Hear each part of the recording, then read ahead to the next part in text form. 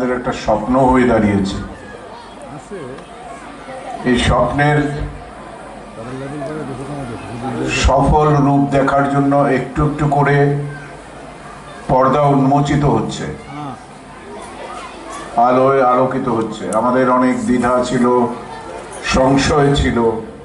প্রথম সেবকরা যখন এসে প্রপোজাল দিল, আমিও সঙ্গে সঙ্গে অ্যাকসেপ্ট করেছি মানসিকভাবে, কিন্তু সন্দেহ ছিল যে একটা অন্ধকারে ডুবে থাকা এলাকার মধ্যে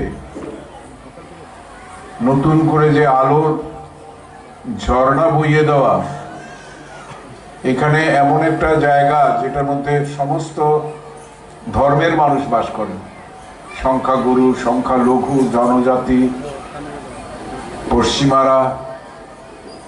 তো এছাড়া একটা সময় এই জায়গাটা একটা মানে ভয়ঙ্কর জায়গা ছিল, ভয়ে মানুষ সন্ধ্যাবেলা বাড়ি থেকে বের হতো না, নেশার সাম্রাজ্য ছিল।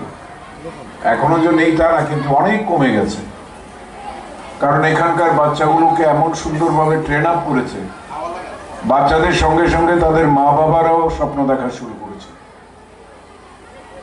কাজে সবার স্বপ্ন যদি সম্মিলিতভাবে এক জায়গায় মিলে যায়, তাহলেই আগামী ভবিষ্যৎ গড়ে উঠবে। সুস্থ সংস্কৃতি জন্ম দিতে পারে সুস্থ সমাজের, শক্তিশালী সমাজের।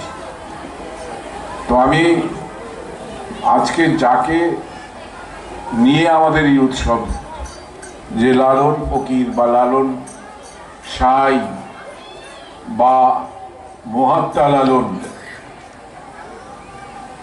হিন্দু মায়ের গর্ভে জন্মেও যিনি গুটি বসন্তে শেষ নিঃশ্বাস ত্যাগ করার মতো অবস্থায়, যখন তাকে নদীর জলের কলার ভেলায় ভাসিয়ে দেওয়া হলো, এই ভেলা ঘুরতে ঘুরতে ঘুরতে ঘুরতে একজন মুসলিম রমণীর চোখে পড়ল।